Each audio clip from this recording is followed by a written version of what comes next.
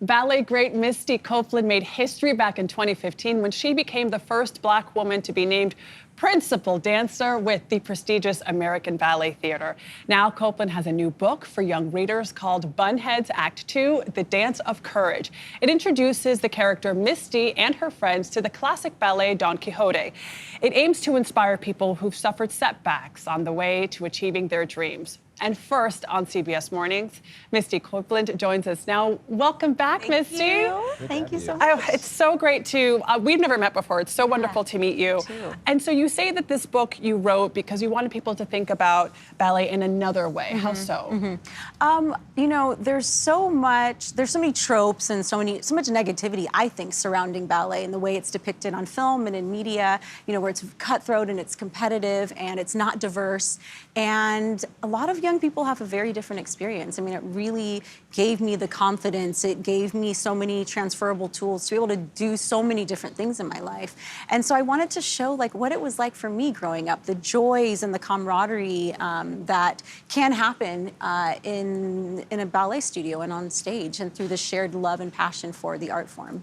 I have to say, when I first got this book, I flipped through it and I was like, oh my gosh, it's brown ballerinas. I was so excited because my daughter wants to dance ballet, and these images are just so important to see. Yes, yeah, extremely important. It was really important that I was working with, you know, an illustrator that really understood the dynamic movement of ballet and of dance, and he actually had never drawn dancers before. He did a lot of superheroes, and I was like, oh, this is what dancers are. You know, and so I feel like he really captured the essence, not knowing like the movement and the positions, but he understood like the power behind it.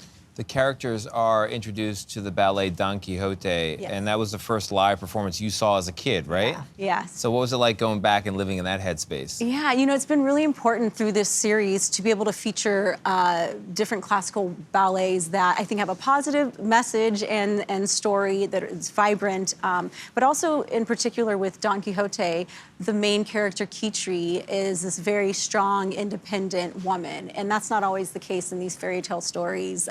Where she's being rescued by a man, but she really kind of has ownership over who she is and what she wants in life. And I thought that was a really positive example for these young kids to be able to learn about. And this book touches on themes and issues like disappointment, friendship, and courage. What do you want readers to take away from this book?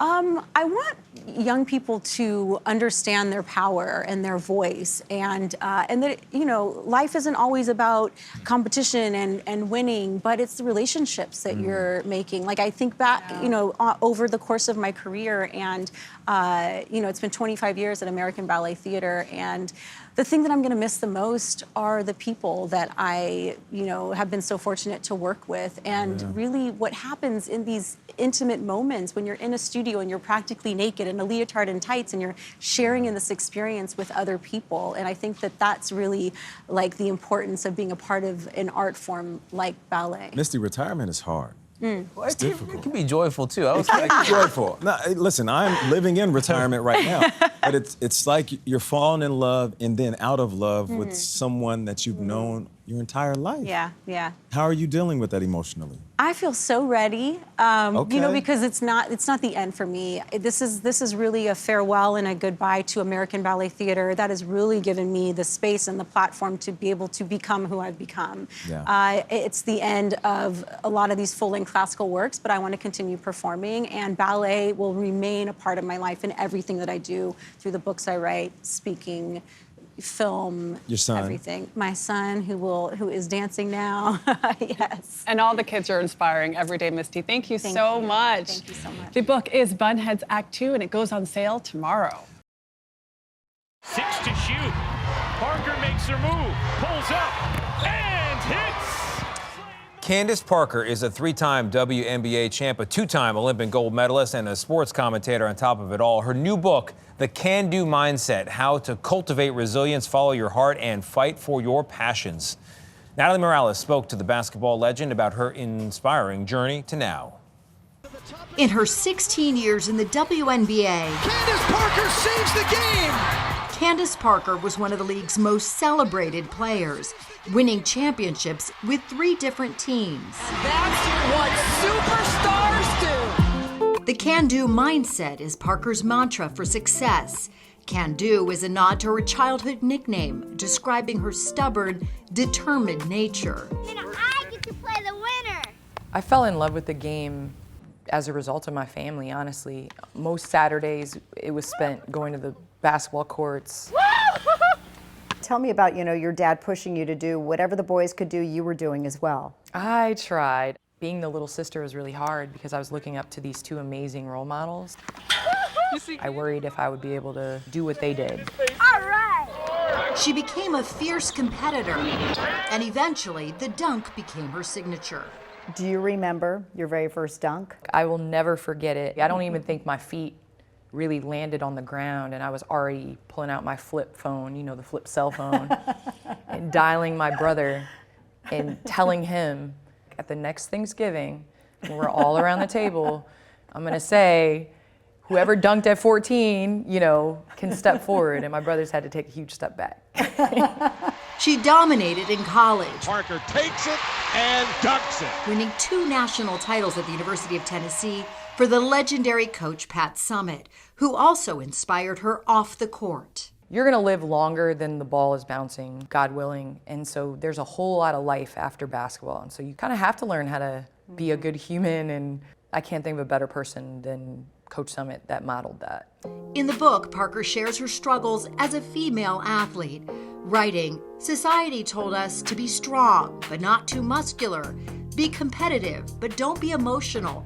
Be independent, but still subservient. And dream, but within the confines of a box society constantly puts you in." So I think it's just the double standard of the way society views women, and especially views women within sports. Even as the #1 pick in the 2008 draft, the low salaries of WNBA players were huge hurdles. When Parker became pregnant, paid maternity leave did not exist in the league. I'm not proud of the fact that when I was pregnant, the most joyous moment of my entire life, I've always wanted to be a mom, was met with my hesitation of how am I gonna tell my organization that I'm pregnant. Layla Nicole was born after my rookie year. How am I going to balance my career and making sure my daughter knows that she's the most important thing? To make ends meet, Parker played overseas on teams in Russia, China, and Turkey in the off-season, raising little Layla on the road with her mom's help. Like, it's the happiest moments of my life, but it was met with like, wow, this is the reality of it. I love the basketball hoop in the back. I love this. This is amazing. Well, trophy room / office. Amongst walls of trophies and special memorabilia, there's one treasure that stands out from the rest. First WNBA championship, I think, is like a picture's worth a million words. And my daughter's telling me that we did it. Layla just turned 16. Grab the rim.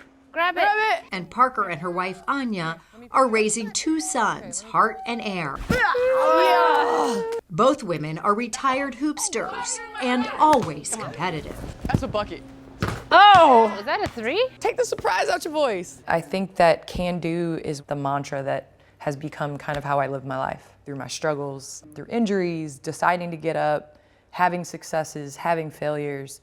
I think that all gives you perspective. It's not about just basketball. For CBS Mornings, I'm Natalie Morales in Los Angeles. Yes, Candace Parker, a star on and off the court. Yes, Very for nice, sure. Natalie. Thank you. She shares her story in a new memoir. It's called Unstoppable. Great title. My journey from world champion to athlete A to 8-time NCAA national championships, gymnastics champion, and beyond. Maggie Nichols, it's an honor to have you in the studio. Your book is so good, Maggie. Let me just start with that. Much. So you open the book telling us about your love for this sport. You said, I was willing to sacrifice and do anything for this sport. I loved it that much. And something I never thought about until you pointed it out, Nate, you'll like this. She said, other athletes are throwing balls in the air. We are throwing our bodies in the air. Yes. That's what we're doing. Yep. Yes. What do you love about it? What did you love about it so much? I loved everything about it. Ever since I started, I loved to learn all the new skills. But as I got older, I loved the challenge of it. Every single day brings a new challenge, whether that's a new skill, making it to world championships or anything like that. I just loved working so hard and being disciplined, and just loved it so much. So you were on track to make the Olympic team. Things were going very well for you. And then you happened to ask another athlete, another gymnast, Does this happen to you with Larry Nassar? What was your question? Yeah, so it was happening to me with Larry Nassar. I've seen a lot of doctors in my life, and I've had a lot of injuries, so I've Your seen dad's a lot a of... doctor. My dad is a doctor as well, and a lot of PTs, and so I kind of felt like what he was doing was wrong, and so I asked someone who was a little bit older than me if this was happening to her too, and my coach overheard me, and you know, the rest is history after that. Mm-hmm. Oh, boy. Wow. And, It really was an oh boy. Mm-hmm. I mean, and once you came out with, and this was 2015. Yes. Your life changed after that. For You sure. were treated differently. You and your family were treated differently. Mm-hmm. And you went publicly in 2018. Yes. Had to be one of the scariest moments of your life. Mm-hmm. Why did you make that decision, and how did you feel after? Yeah, it took me a really long time to decide whether or not I wanted to come out publicly, but I felt like I would help someone else who may be, you know, experiencing something similar and empower them to, you know, share their story. Because some of the girls that were coming out publicly before me inspired me to come forward, and I felt like I helped a lot of people by doing so. Yeah, they had reported it first back in 1997. We should be very clear about this and not to be too graphic, but he was giving genital exams that he said was helping you with ungloved hands with all of these young girls. And there were reports that he was getting aroused at the time. What did you think that this was supposed to do? Well, I was having back pain. I was at the World Selection Camp when it first happened, and I couldn't barely touch my toes. And so he told me that it was going to help me be able to do all my skills and be able to compete with no pain. And people liked Nassar, didn't they? Yeah, In everyone. the beginning, yeah. What was your For what they impression of him? thought he was. Yes, Yes. yes. I mean, everyone said he was the most friendly doctor and everything like that, and that's what we trusted. I mean, we were young athletes at the time, and so we trusted everything that, you know, they told us at USAG. Yeah, but it went so long where people didn't believe you. Steve Penny, who was the head of USA Gymnastics, your parents were saying, "Look, what are you all doing?" And what would he say to your parents? Don't worry about Maggie. We'll take care of Maggie. So There's an investigation underway. If you say anything, it'll derail everything. Yes. Seems the FBI let you down as well. Yes. How so? Just not approaching the situation correctly and not doing what they're supposed to do, not protecting us. After we reported, so many other athletes were abused by Larry Nassar. So it's really disappointing. He's where he belongs. Yes, hundreds of women came forward, Hundreds of though. women came to talk forward, about- and yes. part of what makes this book fantastic, and particularly for young gymnasts, is there's so much about the sport. There's a whole glossary. Your whole resume is there in the back. What do you hope aspiring gymnasts take away from this? Yeah, I hope they take a lot away from it. But I think something unique in my story is sometimes when you go through disappointments, you know, you think that your dream is crushed, but then another door swings wide open with so many more amazing opportunities than you could ever imagine. You know, me not making the Olympic team, I thought my dreams were dashed, you know, but then I got to go to the University of Oklahoma, and I had the most amazing career there, and, you know, broke some records and Yeah, just, broke a whole lot of records. You had a great coaching staff there. I love Yes. the KJ that you write about. Simone Biles, who wrote your foreword, says, Maggie taught me that the gym, business first and fun later. Yes. You two are very close. You were at her wedding. You've got news. You're engaged. I am engaged. Congratulations. Thank you. Thank you, Maggie Nichols. Thank you so much. This book will help a lot of people, a lot of young women in particular. Thank you. Thank you. Unstoppable is on sale now wherever you buy your books today.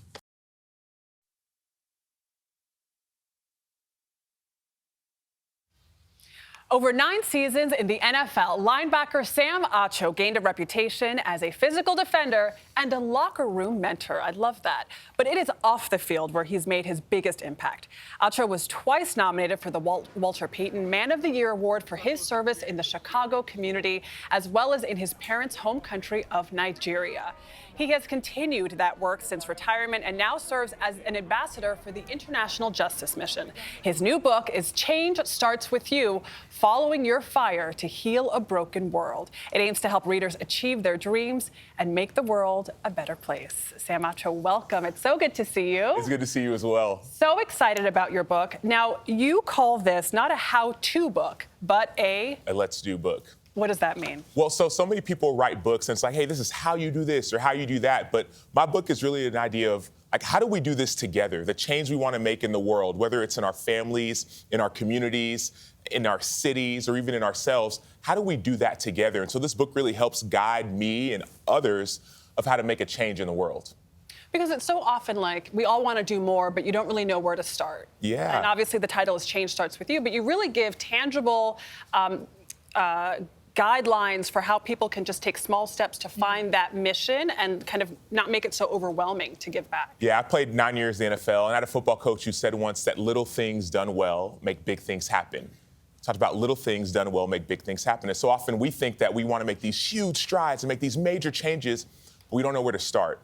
And sometimes all you have to do is start with the little things, the people in front of you, to your left or to your right. Maybe those issues that are on your heart, the things that are really like making you angry or sad or bringing you a little bit of pain. What if you address those things and then address those issues in your own heart and then watch the healing begin? And so those little things that you can focus on, I think they can make a huge, huge change.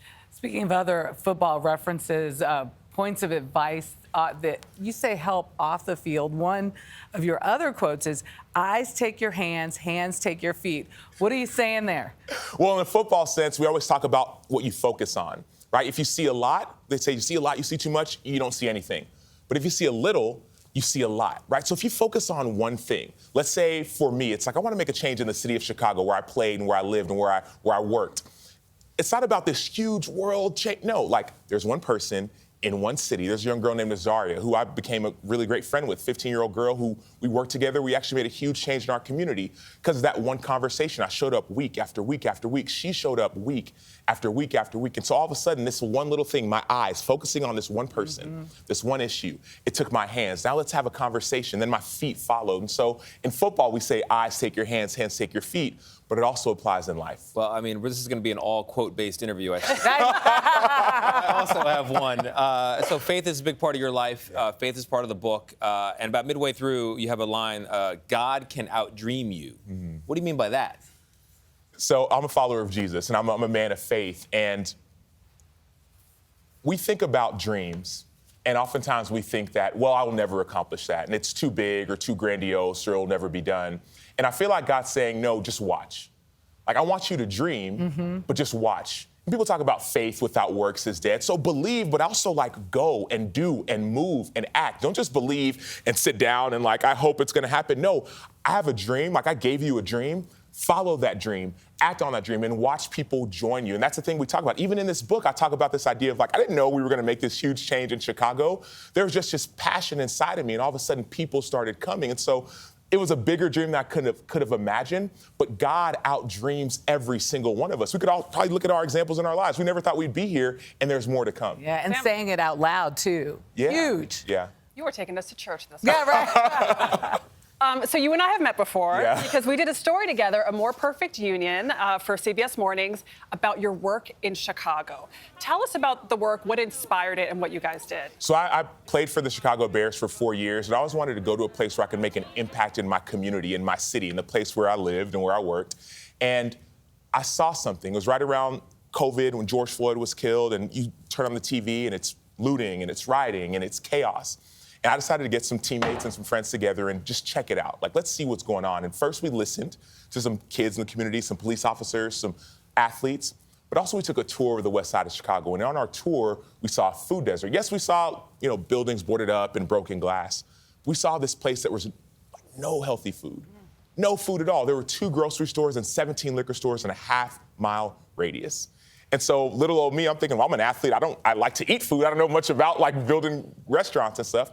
But some young entrepreneurs, we call them, came together and said, what if we could tear down one of the liquor stores and turn it into a food mart? And so that's what we got a chance to do. And it's funny, when we connected, that was right at the very beginning stages of this idea. And now, a few years later, it's become this full-blown, now it's a pop-up mart, but it's turning into a permanent food mart. And look at that. It's gorgeous. Yeah. It's been unbelievable.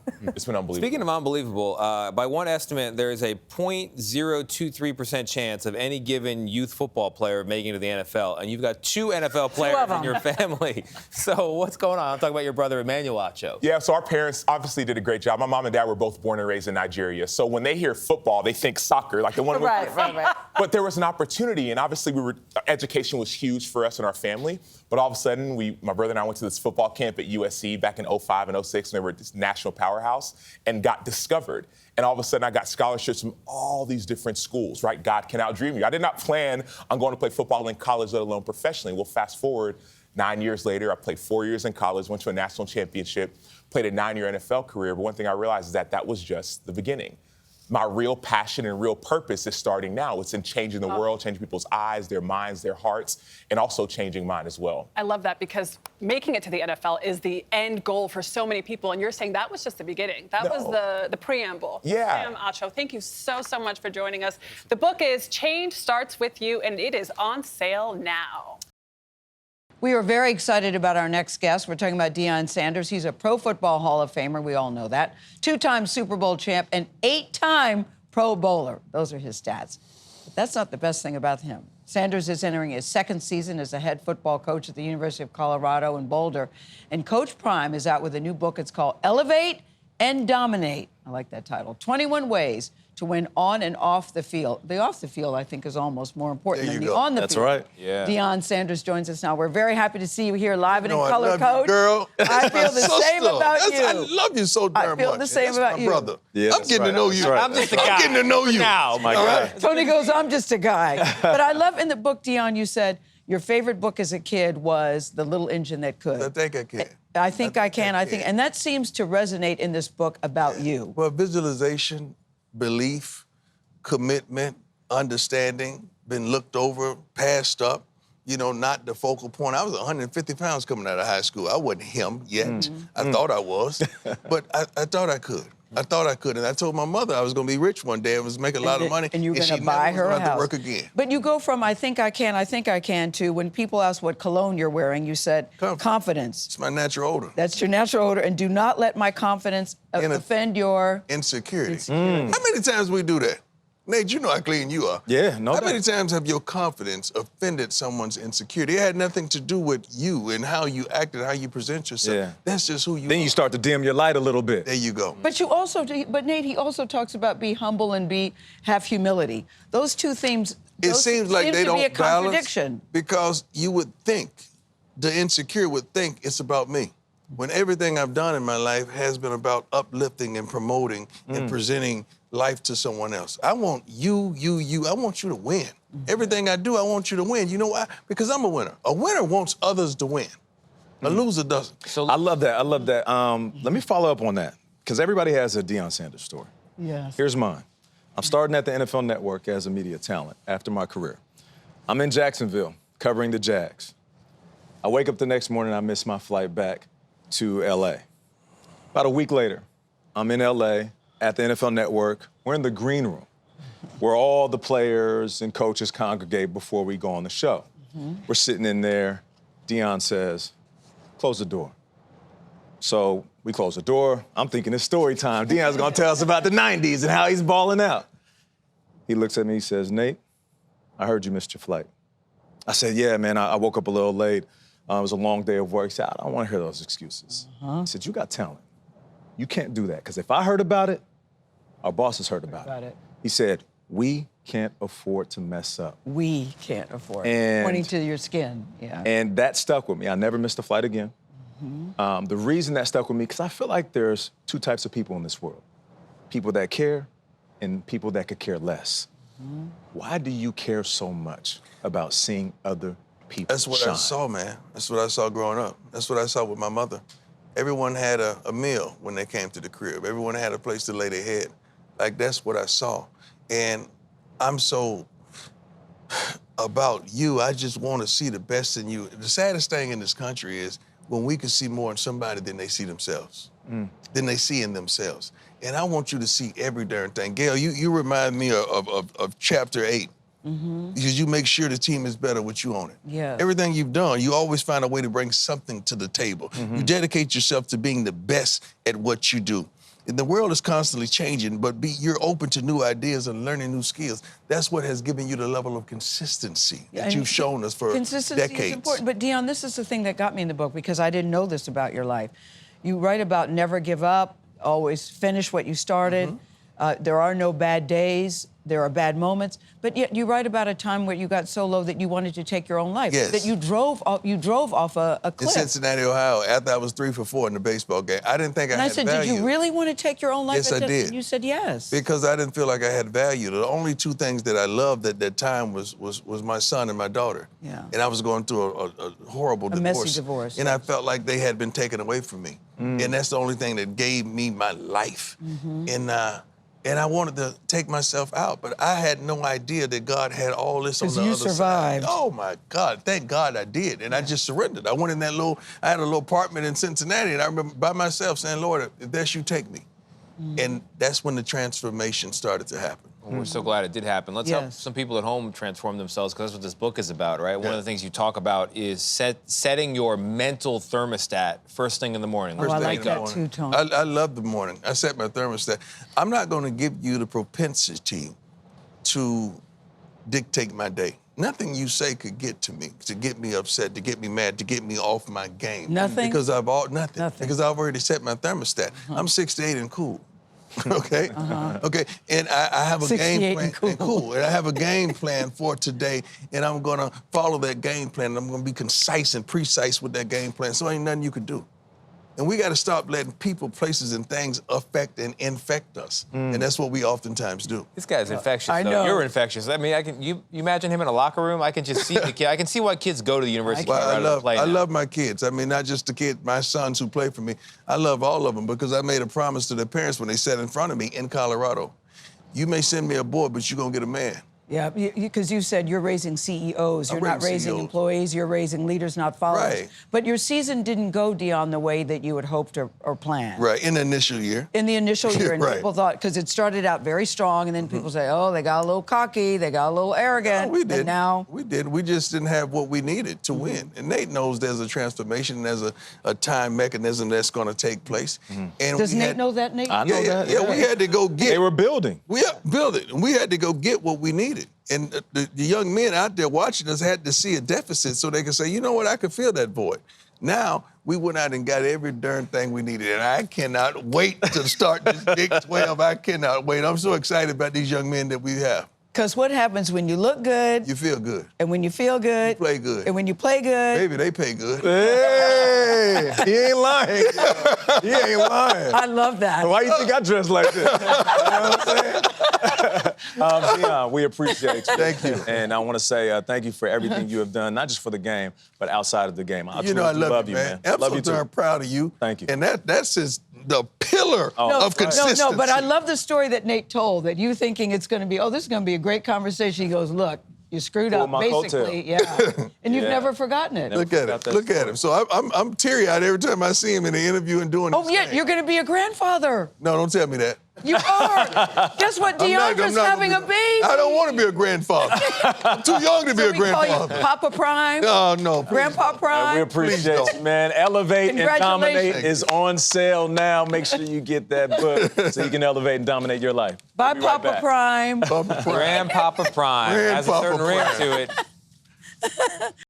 We have a special edition of Talk of the Table with skateboarding phenom Ryan Sheckler, who's here with the big-time announcement. Sheckler has dominated the skateboarding scene for more than 2 decades. In 2003, he became the youngest gold medalist at the X Games, and he's been dominating ever since. Only on CBS Mornings, we are excited to announce that Ryan Sheckler will be part of the 2024 Paris Summer Olympics as a skateboarding commentator. Ryan joins us now. What's up, Ryan? That's cool. Hello. Happy to be here. Thanks Hello, for having me, phenom. guys. Yeah, that's right. Hello, That word's so phenom. funny. No doubt about it. funny. Now, you have dedicated yourself, your life, your passion to this sport, to this game. Yeah. How does it feel to be in Paris as an Olympic commentator? It's just rad that the IOC really recognizes skateboarding as a serious sport. So to be this far into my career and then have the Olympics recognize skateboarding and then get the opportunity to actually go be a part of the broadcast team is a dream come true for me. Of course, I would love to be skating in it, but with injuries and everything that's gone on in my life, just to be a part of the IOC and the Olympics broadcast team is incredible. So I'm stoked. Yeah, there's nothing like those high-pressure moments as these skateboarders prepare for the Olympics. What's your advice to them? Because, listen, they can prepare all year long for years leading up to it, For sure. but it's one moment that can change everything. Well, and they've already done the hard work. The hard work's been done. The practice is in, all the reps are in, all the hard tricks are dialed in. So right now, my advice is just like enjoy the moment, enjoy the ride. You've done all the hard work. Now work on the mental and the breathing and just get to the games. Everything's already done. That's awesome. It's already done. Yeah, you've made it. You've made it. Yeah. And when we should talk about the athleticism involved, because I don't think people understand. For so long, skateboarding was considered, well, that's what those guys do, but is it a real sport? But it really is a real sport. For sure. Absolutely. And I've heard you say that you want to normalize phrases that are used in other sports, like what?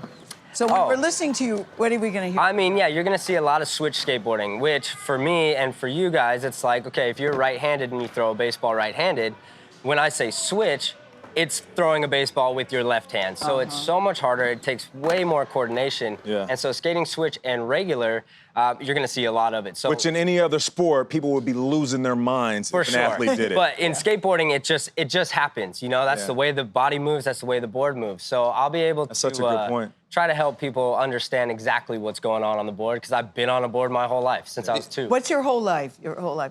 I'm 34. Did you say 2? I'm 34 now. I started skating at 18 months, and I've been pro for 21 years. That's wild. I mean, look at these kids pictures. can't walk at 18 months, Ryan. Look at little Ryan. And the athleticism really is off the charts. I mean, the physical courage, first of all, to get up there, but then the ability to pull off these moves, the agility, the balance, the poise, psychologically to be able to face down those fears. I've stood at the top of one of those lips and been scared to death, so total But respect. did you go down? No, no. Okay. Well, Someone took a picture of me with the board, and then I was like, I'm out. the other great aspect about skateboarding right now, and another reason I'm here, is to talk about Woodward skateboarding. Yeah, that's where camps, it's going, you know? yeah. So even as kids, as young as I was when I was starting, you know, Woodward is a place where these athletes, these young athletes, can start learning all the tricks they need to learn, create friendships within their sport, and then really elevate their life. It's not just about the sport, it's about the experience. It's about making friends. It's about being a part of a community.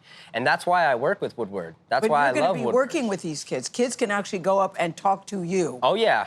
June 16th through the 22nd, I'm going to be at Woodward in California. And then June 23rd through the 29th, I'm going to be out close to here in Pennsylvania. Nice. And the cool part is, come to camp. Come hang out with me. Come skate with me.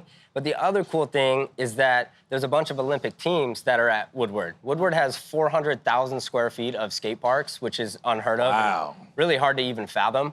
But that's why all of these teams, you know, like USA and Great Britain, Australia, they're all currently at Woodward facilities right now, training their teams, because they have everything they need. Ryan, before you walked in, I've never been on a skateboard in my life, and today's not going to be the day I'm going to try it. But before you Gail, you could do this. You can do this, Gail. No, I could not. We'll hold your hands. But Tony and Nate both said, God, how badly do we want to get on this skateboard in front of Ryan? Such a thrill. I would like to see it. Well, we did. I already fell once. You want me to do it again? Yes. I mean, they are athletic, though. I was pretty impressed. Where's my board at? Here we go.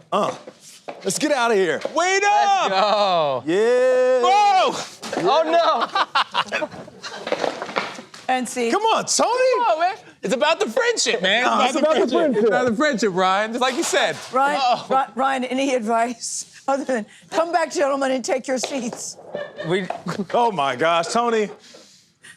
I mean, hey, that's part of the gig, is learning how to fall.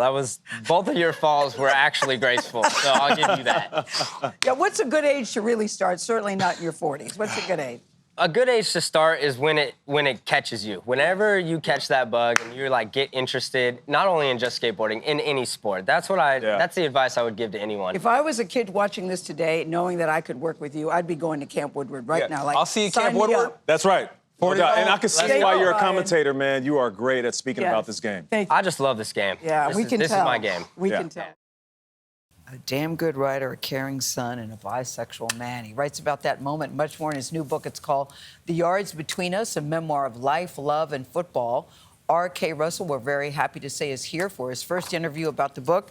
Good to see you, Mr. Russell. We're glad to have you at the table. Thank you for having me. You write in detail. You've been through a lot in your life. You were bullied as a kid. You lost a father.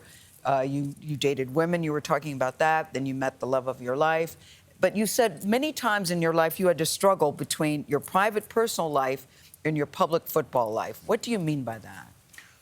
I would say my football life and my football persona comes with certain expectations, as a player. Oh, to be, masculine, to be tough, to date women, to be kind of this apex predator of men. And I say my private life, when I really mean private, you can keep things to yourself. Don't everybody need to know everything about what you do. But when that privacy is more of a secret, secrets are shrouded more in shame. And when you start to attribute that to parts of yourself, like the people that you love, your relationships, things that should bring pride, shame just makes it a very dark place, a very lonely place. Were you ashamed? I think definitely at a part. A lot what we hear, especially from male football culture, is about this toxic masculinity that we're all finally having conversations about. Also just the mental wellness aspect. I think secrets, shame, shrouding all of that in darkness is detrimental to your mental health. It's detrimental to your private and public life, persona, and really just creates a rift in oneself. Now, speaking of those words, toxic masculinity, you touch on it. There are certain locker rooms where you might hear certain things and you feel like the maturity of the team isn't where it needs to be to deal with real issues that one individual on the team might be dealing with. But then there's other locker rooms and teams that I've experienced where it was welcoming and embracing. Where do you believe the NFL is at now as it pertains to players that might want to come out? I think the NFL is definitely being more intentional about making that space feel more welcoming. Same, I've been in locker rooms that have been very welcoming, very open, and the locker rooms that haven't really weren't hateful. I didn't feel like a fear for my life. I think it was just carelessness. It's not that intention to make sure that LGBTQ plus athletes specifically feel included.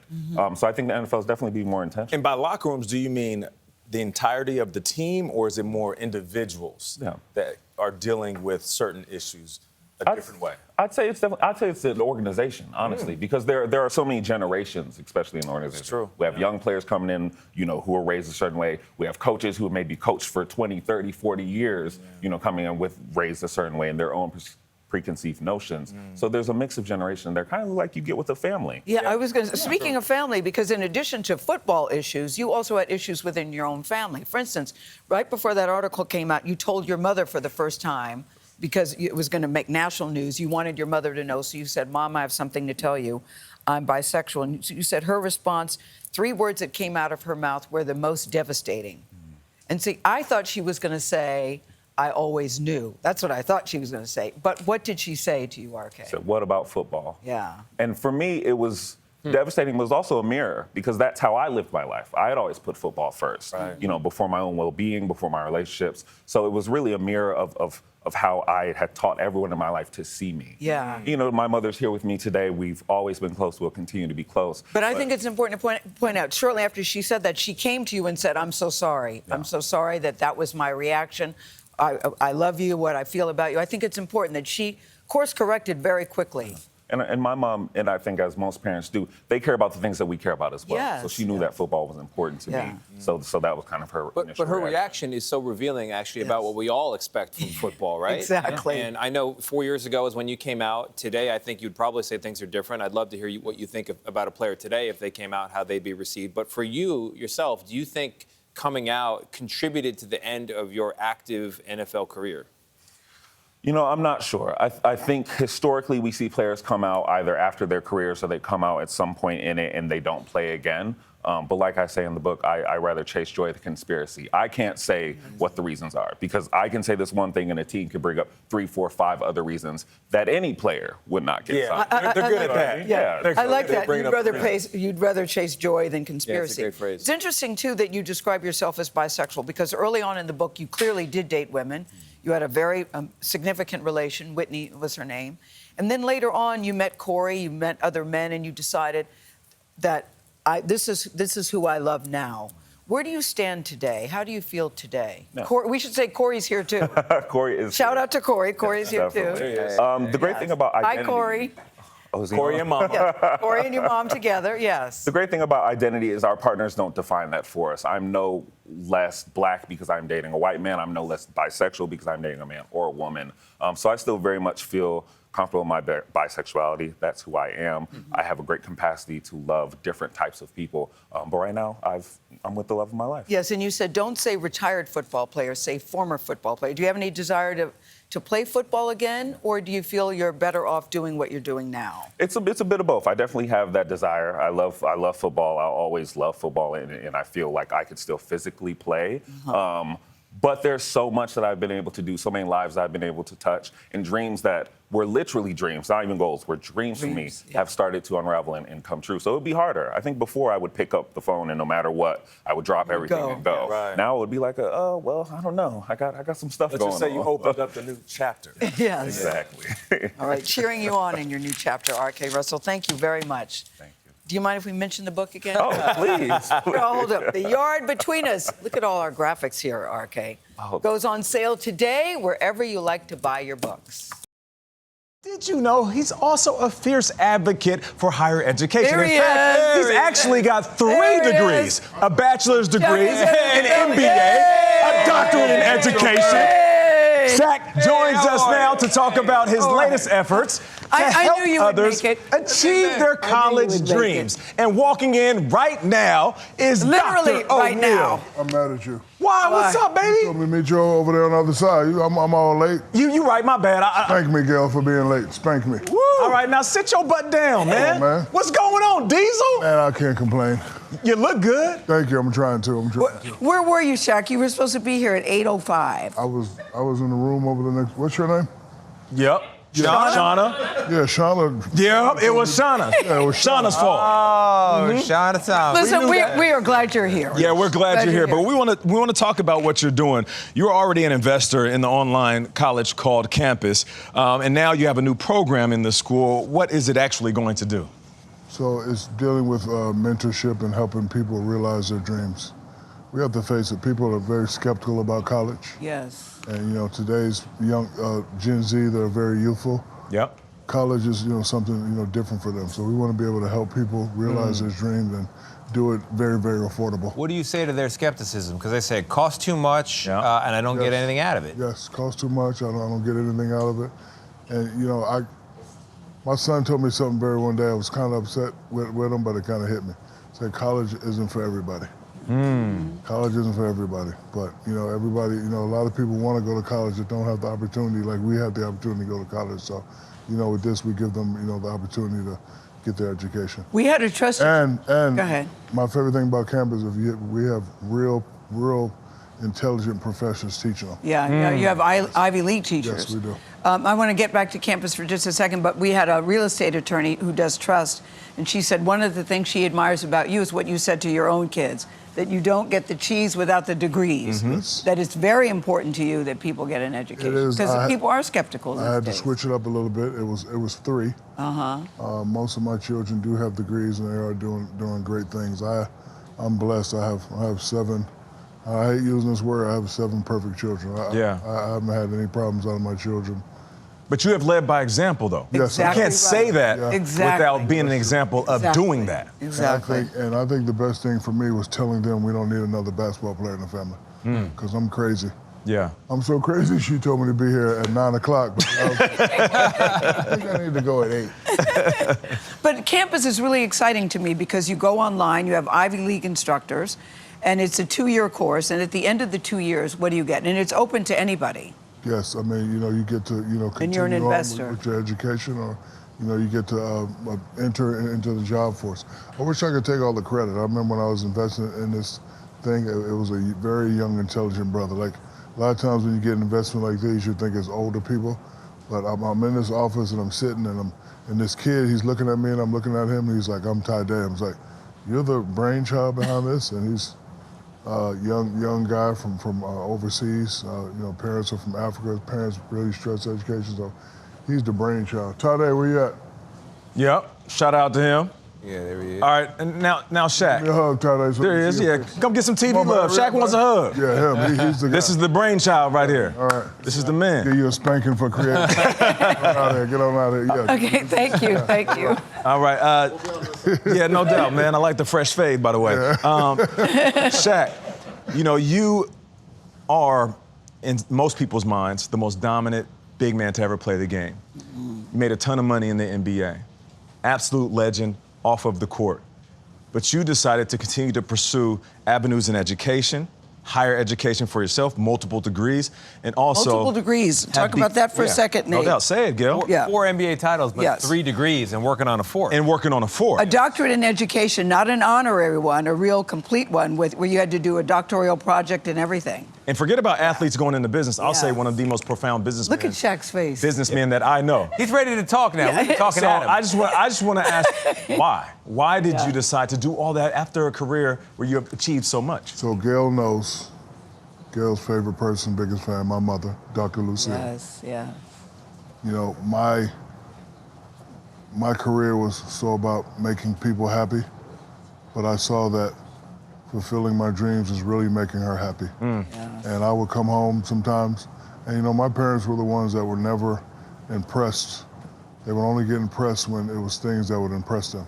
No doubt. Mom, I'm signing a $40 million contract. Okay, save your money. Yeah. Shaq, the buzzer is coming for us. I'm not finished, sexy guy. I'm not finished, sexy guy. We gotta go commercial break. The buzzer coming right now. Shaquille O'Neal. I'm gonna pay for the commercial. That's a flex. You see that? Last month, the Tampa Bay Buccaneers tight end known as Gronk retired from the NFL for the second time. The first time was after 9 years with the New England Patriots. This Sunday, Gronk will co-host the USA Today High School Sports Awards, which celebrate the country's best student athletes. Earlier, he surprised swimmer Claire Curzan from North Carolina with the Girls Athlete of the Year award. Take a look. Hey, Claire. Hi. What's up? It's Rob Gronkowski here. How you doing? I'm much better now. How are you? Oh, that's good. I'm really good. I'm just hanging out. I just want to, let you know that you were nominated for the USA Today High School Sports Awards Girls Athlete of the Year. And you know I'm hosting the show, right? Mm-hmm. Of course I do. Yeah. So I thought it would be fun to come on and surprise you here today. And I've been impressed by your high school career so far. You have broken so many records at such a young age. And on top of all that, I have some good news for you. You aren't just nominated for the award. You are the winner for Girls Athlete of the Year. Congratulations, Claire. Thank you so much. Yes, pretty incredible. How do you feel about it? Honestly, it's an honor. I know there was a huge list of incredibly, acclaimed kids. So to think that, I'm pretty good too. It's an honor. Yeah, really. Congratulations to you, Claire, for being named Girls Athlete of the Year. It is an honor. I know how much work goes into it, how much dedication, and it's just starting now. You got your whole life ahead of you, and you're going to make dreams come true. Oh, I really hope so. Thank you so much. Rob Gronkowski joins us right now. Gronk, what's up, baby? How you doing? Nate, man, what's good, man? I'm doing well. How are you? I'm good. Good to have you. Now, listen, you remember being a high school athlete with your whole life in front of you. What is it like to give out these awards to these high school student athletes? It's really special. I mean, they look up to us. When I was in high school, I'm from Buffalo, New York, so I was a big Buffalo Bills fan growing up. So I obviously was looking up to everyone on the Buffalo Bills when I was in high school. And giving such an award to such an incredible athlete, Claire, I mean, what she has accomplished is just amazing. And show her the greatness and pass it down to her and just recognize her unbelievable talents is great. I think Claire was a little starstruck, Gronk. What advice do you have? Because she was like, oh, my God. She was trying to keep it cool, but she was definitely starstruck. What advice do you have What advice do you have for athletes like Claire? You were in her position once. Oh, yes. Especially, through that high school level is to work hard, build that foundation, the building blocks to get you to the next level. Obviously, you got to do your schoolwork, get good grades. That's the first part in order to stay eligible and to keep participating. And on top of it, work hard. Get in the weight room, build your strength, listen to your coaches, learn as much as you possibly can. Because if you don't even make it to the top level, you can take so much what you have learned throughout your high school career and your college career and apply it to the next chapter of your life after that. And Gronk, we're looking forward to Sunday, you hosting the USA Today High School Sports Awards, but a lot of people are looking forward to Sunday's during the fall. So you're retired from football again. Which we don't believe. Which we don't believe. Yeah. Your agent and your girlfriend, Camille, they both say they're a little skeptical about you staying retired. So listen, talk to me, man. It's just me and you. Nobody else is watching. And Camille knows stuff. Yep, football Camille player knows stuff. to football player. Are you Yes, really I mean, retired and will you stay away? Yes. I'm retired. Actually, Camille made a comment because I sent her a picture one time the last week. I was in my brother's warehouse. He started a company, Ice Shaker, and I was in the warehouse and I sent her a picture of me in the warehouse. And she's like, "That's boring. You should go back to football. That's a lot. That's a lot more exciting." And I was like, "Well, what do you mean? It's less stress on me. I can't get injured in this warehouse." And it was just a little joke, and it was just funny at the time, but. No, I'm retired. I'm like you now, Nate. You know, we're staying retired, and we're both on TV right now together. Hey. But what if Tom Brady calls Gronk? What if, we just showed a video of you crossing the goal line. I can't imagine what great feeling that is. What if Tom Brady called and said, "I really need you again, one more time"? You're telling us you'd really say nope? Well, that was a cool video showing that touchdown in the Super Bowl. That did get me excited. Yeah. No doubt about that. But I would answer the phone call, obviously. He's the greatest friend of mine. And I would, talk to him, chat with him, but I don't think I would go back to football. But I would definitely answer the call. And I would send him an ice shaker because that's where I'm working now. Okay, all right. I see what you did there, plugging the brand. Well, listen, even if you don't go back, you had one hell of a career. You are truly one of the best of all time. We appreciate you joining us, Rob Gronkowski. You can watch the USA Today High School Sports Awards this Sunday on their website. We play on. Doyle. Wide open. Jenkins! We are tied! Are you kidding me? Darian Jenkins finds the back of the net in 2022 for the Orlando Pride. She also won an NWSL title in 2018 with the North Carolina Courage. Darian Jenkins is now retired, and she joins us now, we are happy to say, as a CBS Sports analyst. Yeah, retired from soccer, but she's still working. That's right. I appreciate you joining us. Thank you so much. Thank you for having me. That took me back. I was like, is that me? That's you. That's you. Gail and you were talking during the commercial break. Yeah, because Darian, listen, everybody knows me. I'm not an athlete, but I think if I was, you walk in and you think, God, I want to be good. Yeah. What's it like for you when you walked in here and saw this? Well, it's incredible. Mind you, I played in the league when we were still playing on baseball fields.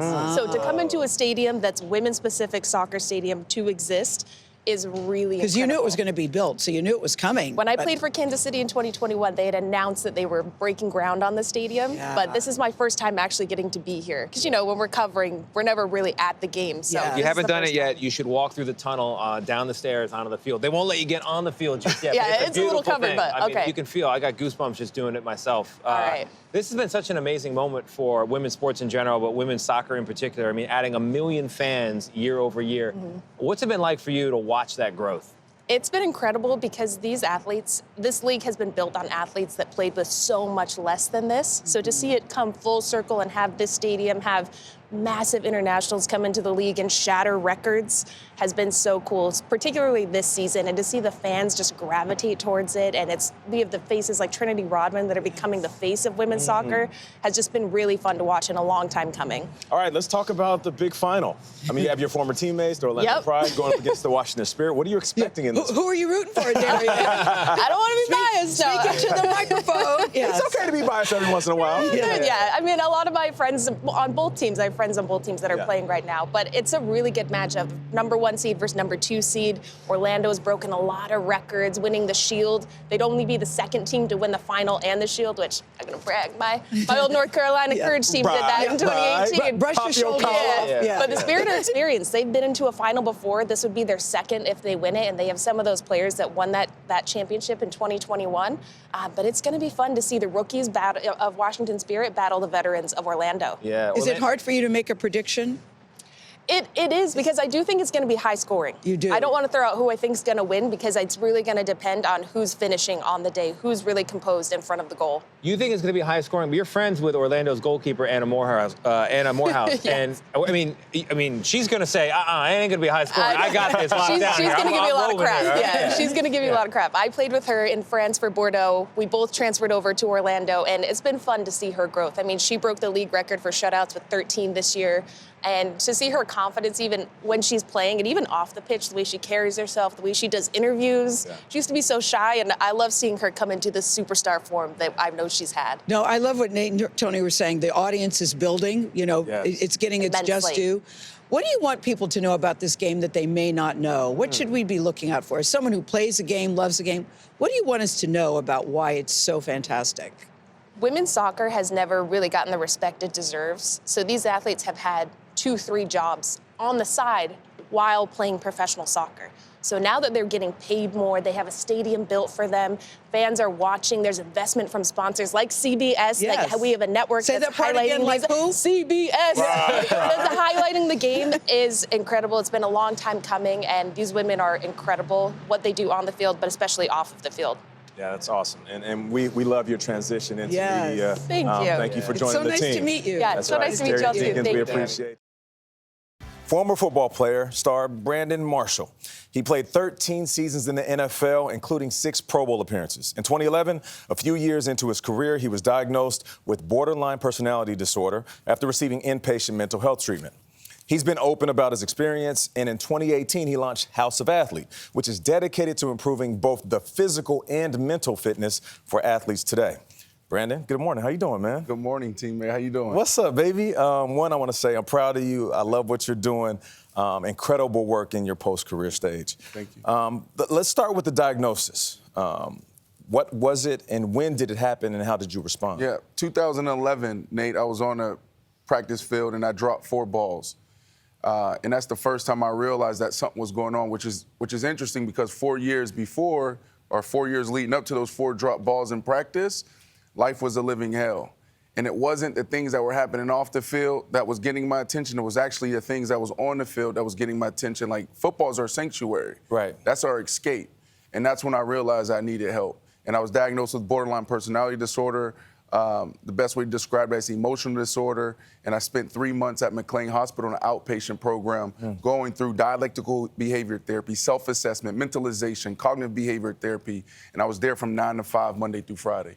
What was the response from your teammates, even your family and friends? I'll never forget, we had Coach Nolan, defensive coordinator, legendary defensive coordinator. I'm sitting there at the 50-yard line right after I shared with the world what I was dealing with, and I was doing this form of practice called gazing, and defense was up, and I was just focused on the 50 across the field, and he walked up to me, he said, "Brandon," and he looked at me like just weird. He said, "Are you on medicine? Are you taking medicine?" I said, "No." I said, "I'm just practicing on my concentration." And so people just looked at me with a lot of curiosity. They were paying attention to every move. Some called you crazy. Some, well, everybody called me that, right? Because at the time, nobody was doing that, right? And I'm kind of like getting goosebumps looking at this set right now because walking the halls of Congress and doing all the work that we did back in the day, the thing I used to always say is we have to paint the world lime green. No one even knew what lime green meant in 2011, 2012, 2013. The NFL fined me for wearing cleats, lime green cleats, to raise awareness in 2013 in Chicago. So to see this is amazing. Now, you touched on it a little bit, but borderline personality disorder, for those who don't know what it's like in the day of someone that might be dealing with that, break it down. Emotional disorder. Ricky Williams, legendary running back. I came in one day, I said, "Ricky, you think I got a problem? You think something's wrong?" He said, "Brandon, no." You know Ricky's voice. He said, "Brandon, no, I don't think that something's wrong with you. I just think you say the things that we all want to say and shouldn't say," right? And I probably still get that a little bit, but it was that being able to navigate through any stress, any emotions, self-regulate, get yourself back down to baseline, right? Like that's what dialectical behavior therapy helped me do, get those skills and tools. Mentalization therapy, be able to sit back and process. So McLean Hospital helped me out a lot, Dr. Gunderson, and you know, I always say I went from a patient to provider. There's so many reasons why these stigmas exist. It could be societal. They're also generational. For a lot of African-American men, as boys, these aren't things we talk about. We don't sit down at the dinner table and go around and look at each other and say, how was your day? How are you feeling? Do you want to open up to me about something? We may do that now as parents, but what was it like growing up for you? Yeah, so, you know, we're trained and raised to survive, not necessarily thrive in a lot of our neighborhoods, right? Because of the things that we have to deal with outside the home, the conversations that we have with our children, our parents have with us before we leave the house. So you always have to be tough. You always have to be on. Men, football players, we're trained to be macho, and we're trained to mask pain. We can never show any signs of weakness. You know this even in the locker room. Right. If I say that I'm hurt, then I'm weak. We have a little bit of time. I want to go off script. John Morant is in the headlines. And as two professional athletes who've been there, done that, made our fair share of mistakes, give me your thoughts on what you see he is going through. Yeah. Well, I would say we'll be playing into the stigma if we want to self-diagnose him or if we want to diagnose him. Right. What I will say, because of our experience and being around so many different young men in that locker room, coming in as boys ourselves and leaving as men, I would say that it's immaturity. Right? He's 23, he's young, and he's glorifying a lifestyle that he doesn't come from. I agree with you 100%. I feel like we want to get away from certain lifestyles once we start making money. But at the same time, when we get money and praise and people look up to us, we can create any identity that we want. That's right. It's not necessarily about the games that he will be suspended. I don't want his career to be ruined because of this moment. What I want him to do is recognize that his life could be ruined if he's around the wrong people that may carry guns and are really about that life. So for us, seeing the same thing, this is a young man who's trying to find himself. That's right. And I'd say the sooner the better for him and his friends and family. It's not necessarily about a circle. It's about him making the right decisions. Last question. Do you still want to play football? Because Aaron Rodgers is playing with the Jets, right? For the teams. I'm too old. I'm too old. Oh, he's too old. I may have 30 plays sudden. left in me. I may have 30 plays left in me at tight end. Give him a 3rd and 5 red zone fade route. All right. Well, listen, I appreciate you joining me, and we don't say this enough. I love you, man. I love you, man. All right, good to see you. Brandon Marshall.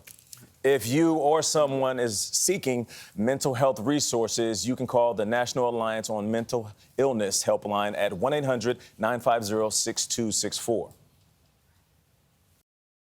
Pickleball is the fastest growing sport in America, surging by 40% in recent years to nearly 5 million players. The game isn't just for pros, though. Marcy Gonzalez of our Los Angeles station KCBS hit the court with several amateur players, including former NFL quarterback Drew Brees, who loves the game so much that he is now a team owner. Wow.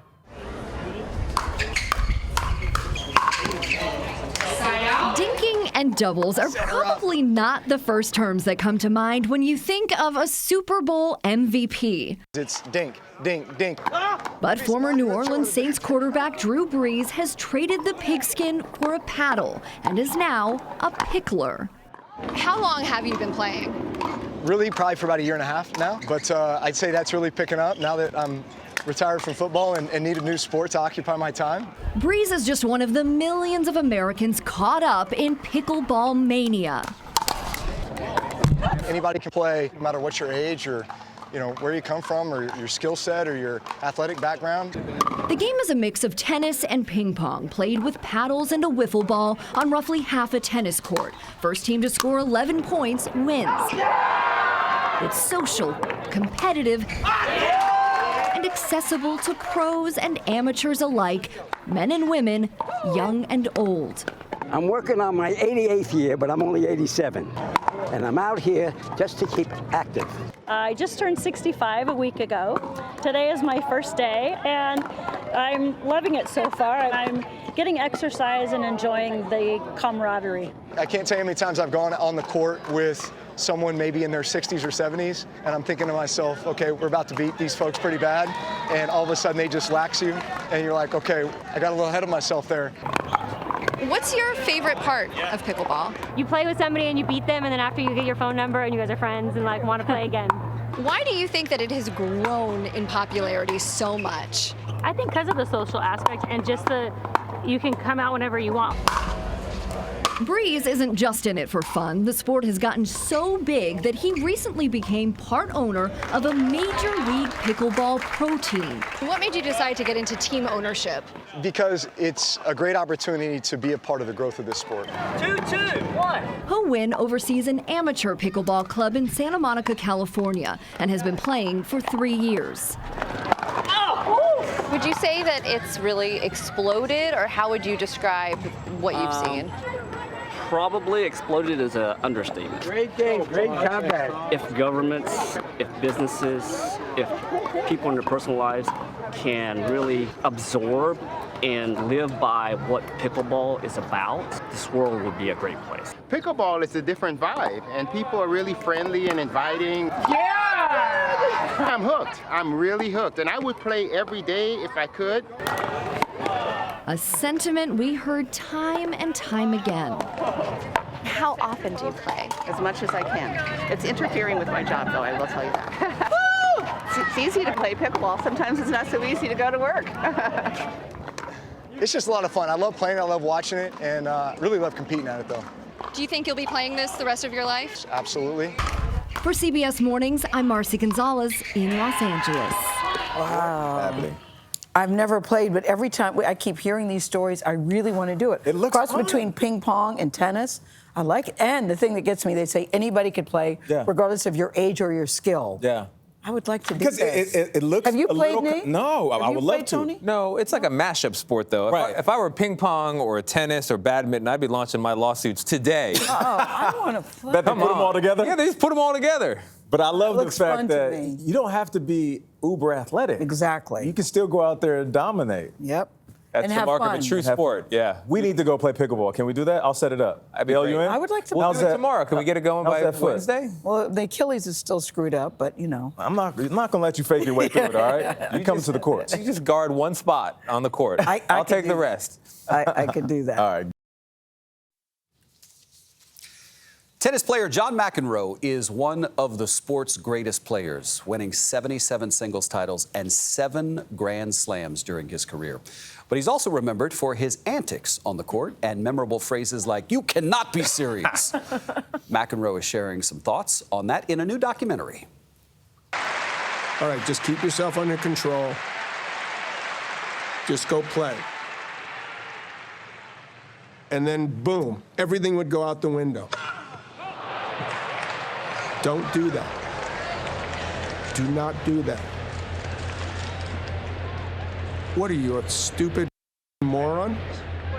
Well, no, the call came before the ball was played. He never even called it. Well, no, he called No, it. he never said anything. Play a let, please. Could I have the referee, please? No, Could I have the referee? play on. I'd like to have the referee. I was crazed. Nervous energy flying all over the place. Intensity, anger. Mr. McEnroe, you are getting a public warning. Now, please play on. Mentally, I became really good at being able to compartmentalize to a degree. If you watch other players in most sports, if they go off the rails, it's very difficult to pull it back in. How was that? That was one of the things that I did better than It is a really compelling watch. The documentary is called McEnroe, and it will air on Showtime, which, like CBS, is the division of Paramount Global. John McEnroe, good morning.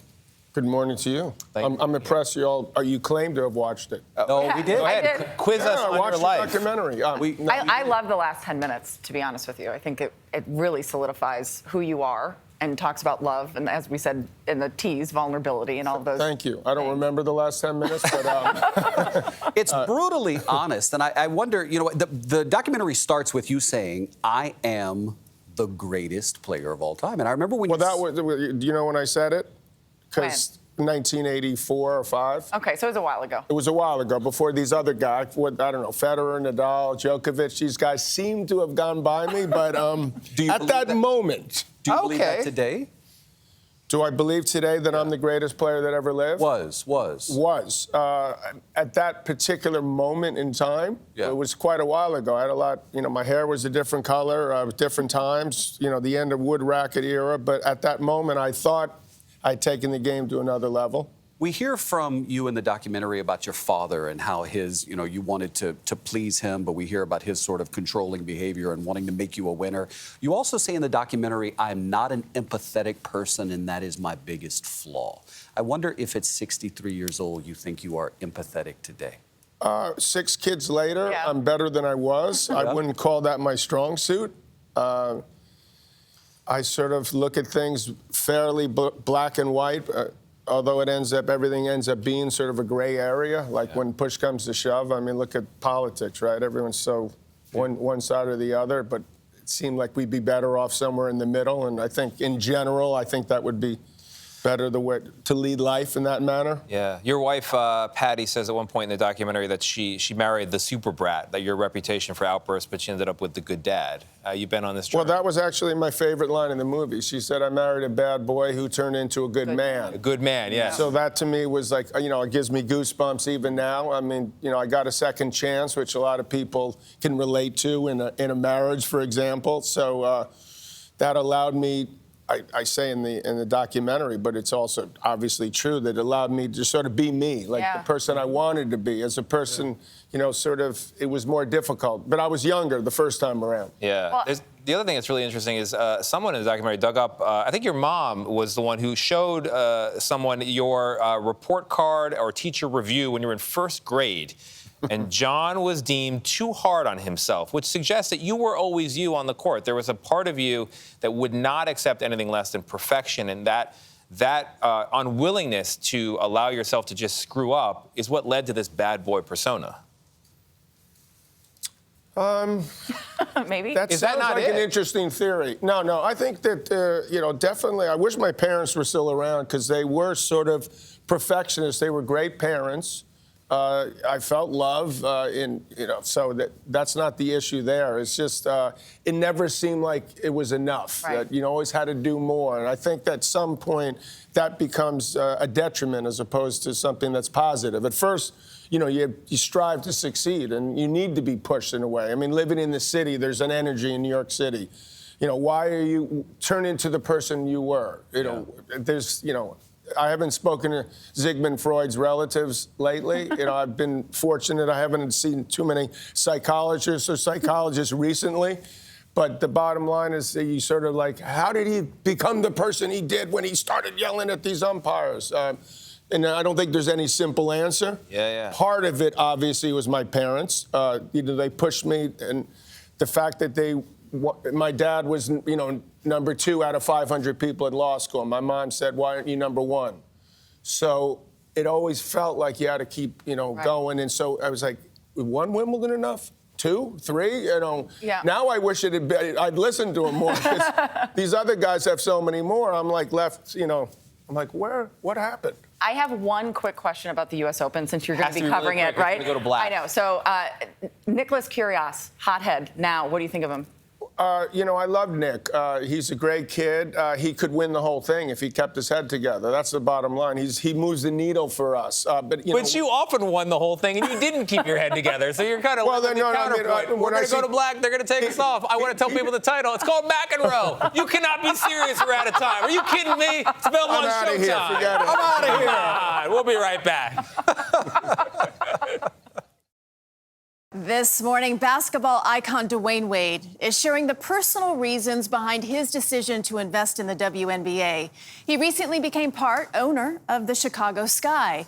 And Wade says that his family plays a big role in everything he does, including his interest in women's basketball. Wade spoke with Darica Duncan about that venture and also some other projects that he has on his mind. I can't hear you, Chicago! What does Dwyane Wade mean to the WNBA? Just a fan. I think I've always been a fan of the W. And, now I'm an investor into the W. But I'm just a believer in it.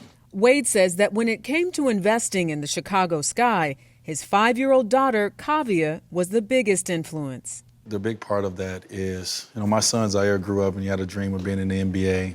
He He had a dream of being like his favorite players. You understand the importance of role models. And so I want my daughter to have that same feeling. One emerging role model in the WNBA is Angel Reese, the rookie all-star forward who plays for the Chicago Sky. What is it like for you now sort of being a mentor to a lot of these athletes, to watch Angel Reese settle into her game? She's owning it. She's owning who she is. You know, she wants to be great, and she wants to be a great teammate. And so our conversations, when we do talk, it's about that and giving her that confidence to continue to be that. Everyone has their moment, and women's sports had their moment, and the women showed up when the lights were the brightest. And that was started back last year when Angel Reese and Caitlin Clark had that national championship moment. Why do you think the world is ready now? It's just the temperature of the world where we at. This is how it is. You know, it's just like anything that we want to do in life. You work and you just prepare for your moment. You don't know when it's going to come always. And so it just came. I want to turn now to something that I also know that's very important to you, and that is your relationship with Zaya. Yeah. Zaya is Wade's teenage trans daughter and an LGBTQ advocate. Together, the father-daughter duo have launched the Translatable Project. Welcome to Translatable. I'm Dwyane Wade. And I'm Zaya Wade. And it's an online resource for the young LGBTQ community and their families. You say that Zaya has been probably the best educator and biggest inspiration to you. Yeah, 1,000%. You know, Zaya, sitting down with her trying to understand what it is she wants out of her life, right? She's not just a transgender girl, but she wants to make real impact. And, when I sat down with Zaya and said, okay, what does that look like for you? She wanted what she didn't have. And that's, obviously resources is what we all need. And so we reached out to the Human Rights Campaign to them and said, hey, help us find our voice, help us make impact. Making an impact has always been a part of Wade's game on and off the court. And with each new project, family is always at his fingertips, sometimes literally. Don't get a close-up of my nails right now. No, but we see a pop of color. Yeah. Look, don't get too close, though, because I've been on the road. They ain't fresh. What was the impetus for it? Expression. Expression. Yeah, expression. I'm expressive, and there's so many ways to do that.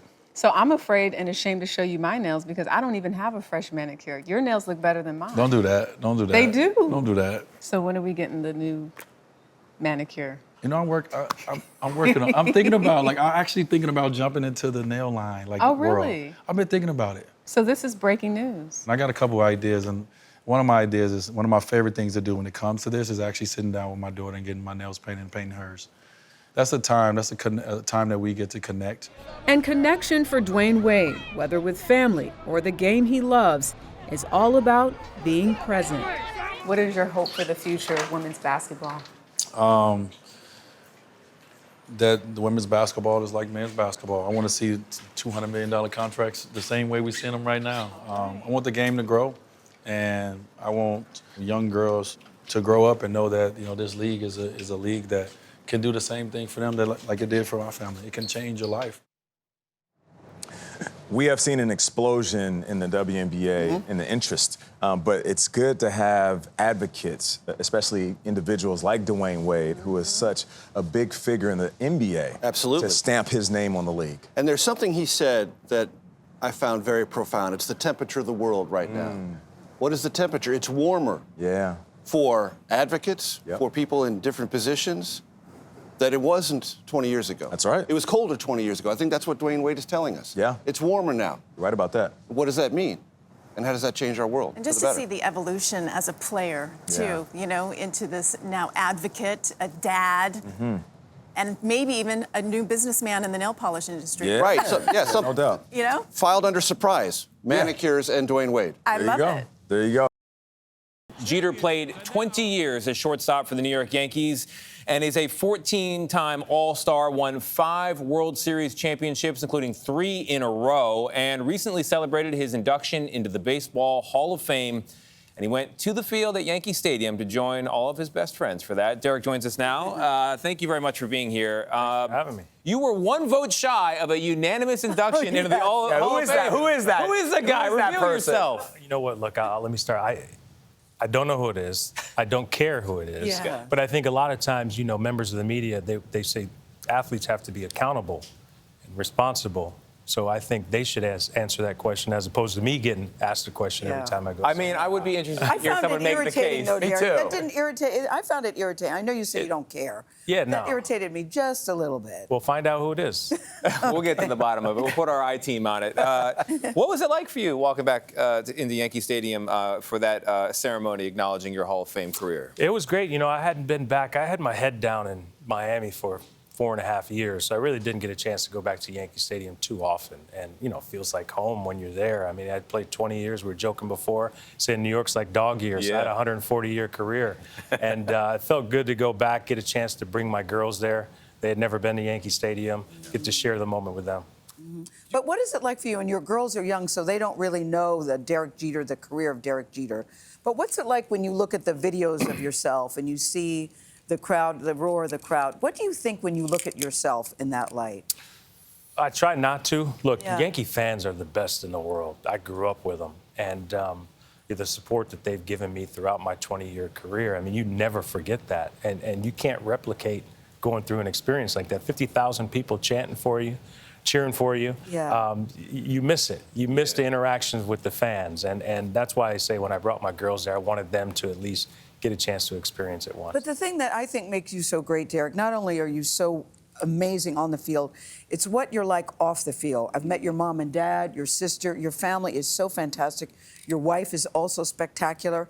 I'm wondering about how you were raised and what you were taught, because that's one of the things I admire most about you. I appreciate it. But, you know, I was taught, I have a very close family. I'm close with my parents, my sister as well now. Same thing with my girls and my wife. And I always just wanted to I wanted to treat people how I wanted to be treated. I think that's the number one goal. And I think people talk about legacy, what you have on the field, but I always wanted people to remember me for who I was as a person and as an individual. On the subject of legacy, are you interested in going back to the New York Yankees in maybe an executive role? Yeah, people keep bringing that up. But well, it would make sense. Have not had those conversations at all. Look, like I said, I had my head down for quite some time. And you know, now I'm still all over the place doing a lot of things, but I value family time as well. That's a full-time job. You know, when you're a player, you don't understand how many hours go into the front office. So I have a newfound respect. Also, how removed you are from the outcome on the field. I mean, you're watching from the booth, and you can make some moves with emails, but you're not playing the game. It's frustrating. It is very frustrating not to be able to impact the outcome of a game.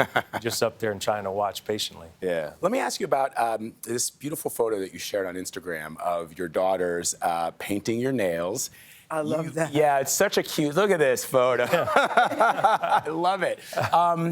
What is your favorite girl dad activity? Do you have any advice for girl dads? I'm about to be one in January. Yeah, congratulations. Keep them alive. That's job number one. Job number one. That's the number one priority. Eat them every day. Yeah, I mean, advice is you know, you just got to jump in. You know, I always valued myself on being prepared, and you can't prepare for this. I mean, it's new experiences. My girls, I love my girls. They all have different personalities. They're caring, they're smart, they're curious, and they're beautiful. And you know, I just want to be there for them, help them find something that they're passionate about, just like my parents did with me. And you'll do just fine. Aw, thank you, Derek. I think you'll be fine, too. But I like what you said, Derek. You're very busy off the field, whether you go to the Yankees or not. A lot of people are hoping you do. Of course, that's a personal question. You said nobody's even having those discussions but us. He might be having those thoughts, but we'll let him have his thoughts. Well, you know. But I like that you've started an apparel line, and I like that you're with Misty Copeland, good choice, Wayne Gretzky, an apparel line that does what? What's it called? Well, I mean, I've had relationships with athletic brands my entire career. I should say my whole life I've been wearing it. And anytime you do that, you think of things that you would like to improve on and things that you would do differently. And so we launched Greatness Wins a few months back, and I've partnered with the founder of Untuck It, Wayne Gretzky, the incomparable Misty Copeland I brought on to... How did you pick Misty? Excellent choice. Me and my wife were sitting around thinking about who would we like to lead the women's line, and she was the first name that came to mind. So Hannah weighed in. I like that. So Hannah's got good taste. Yeah, so I encourage her. We focus first and foremost on performance. I think a lot of times people lose sight of the fact of a sports apparel brand should focus on performance. Highest quality, fit, consistency, sustainability. So I encourage everyone to go to greatnesswins.com, especially with the holidays coming up.